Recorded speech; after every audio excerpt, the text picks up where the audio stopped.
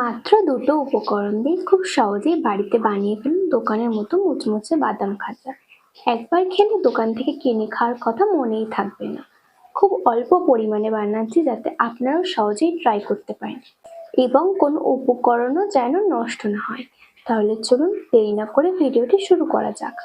প্রথমে প্যানে দিয়ে দেবো চায়ের কাপ মেপে 1 কাপ বাদাম। এবার একদম স্লো ফ্লেমে বাদামগুলো ভেজে নেব। বাদামগুলো নেড়ে নেড়ে ভাজবো, না হলে একদিকে পুড়ে যেতে পারে আর অন্যদিকে কাঁচাই থেকে যেতে পারে। আমি সবসময় চেষ্টা করি কম উপকরণ দিয়ে রেসিপি বানিয়ে আপনাদের দেখাতে, যাতে আপনারাও সহজে ট্রাই করতে পারেন এবং কোনো উপকরণ যেন নষ্ট না হয়। দেখুন বাদামগুলো নাড়ার ফলে খোসাগুলি এমনিতেই আলগা হয়ে যাচ্ছে। খোসায় যখন হালকা পোড়া পোড়া ভাব চলে আসবে তখন গ্যাস বন্ধ করে কড়াইতেই বাদামগুলো ঠান্ডা হতে দেবো। এতে কড়াইয়ের গরমে বাদামগুলো আরেকটু মুচমুচে হয়ে যাবে।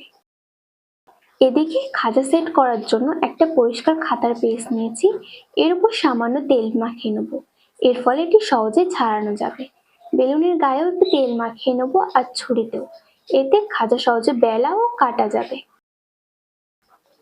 বাদাম হালকা ঠান্ডা হয়ে এসেছে, এবার হাত দিয়ে খোসাগুলো ছাড়িয়ে নেব।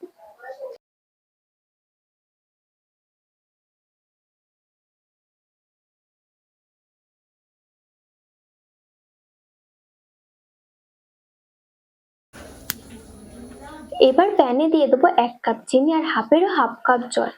এখানে একটা বিষয় মনে রাখবেন, যতটা বাদাম নেবেন ঠিক ততটাই চিনি নিতে হবে, অর্থাৎ 1 কাপ বাদামের জন্য 1 কাপ চিনি। এবার মিডিয়াম ফ্লেমে চিনিটাকে ক্যারামেল করে নেব।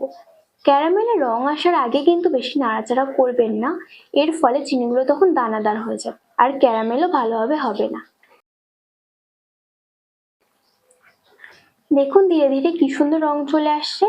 রংটা সুন্দর হয়ে এলে গ্যাস একদম স্লো করে নেড়ে নেব।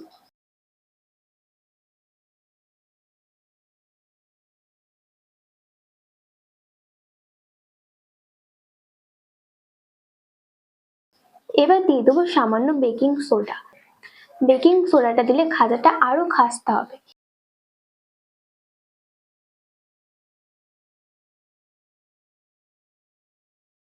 এবার এর মধ্যে দেব ভেজে রাখা বাদাম।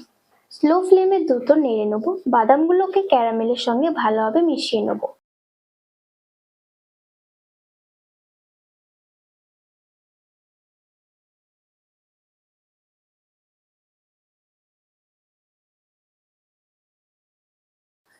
দেখুন বাদামগুলো কি সুন্দরভাবে ক্যারামেলের সঙ্গে মিশে গেছে।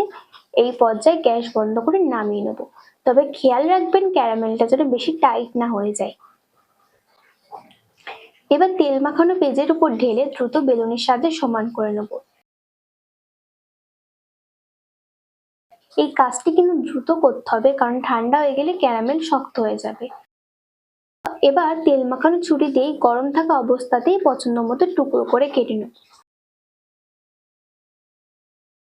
গরম অবস্থায় কাটাটা খুব জরুরি, না হলে ঠান্ডা হয়ে গেলে শক্ত হয়ে যাবে এবং সুন্দরভাবে কাটা যাবে না।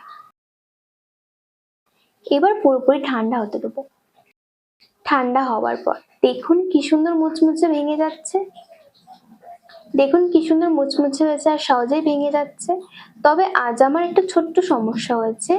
আমি যেহেতু অল্প পরিমাণে বানিয়েছি তাই খাজাটা একটু পাতলা হয়ে গেছে এবং পেস্টটা ঠিকভাবে ছাড়ানো যাচ্ছে না যেহেতু পাতলার কারণে। আপনার বাড়িতে বানানোর সময় একটু বেশি পরিমাণে নেবেন, তাহলে খাজাটা একটু মোটা হবে এবং সহজেই পেস্ট থেকে উঠে আসবে।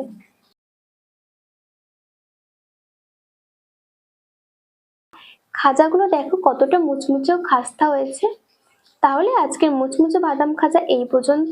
তাহলে আজকের বাদাম খাজার রেসিপিটা কেমন লেগেছে সেটা অবশ্যই কমেন্ট করে জানাবেন। ভিডিওটি ভালো লেগে থাকলে আমার চ্যানেলটি সাবস্ক্রাইব করে ভিডিওটি লাইক। তাহলে আজকের রেসিপিটা কেমন লেগেছে সেটা অবশ্যই কমেন্ট করে জানাবেন।